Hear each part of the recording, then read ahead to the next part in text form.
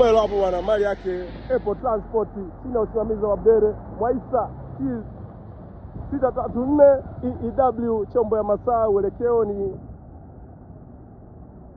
Kigoma kwao nyumbani hapo bwana. Hiyo babuze bonke visasi waulize, watakuambia wazee, anajua mwenyewe Mwaisa. Huyu hapo bwana Mwaisa, wapeleke damu yangu, wapeleke hapo.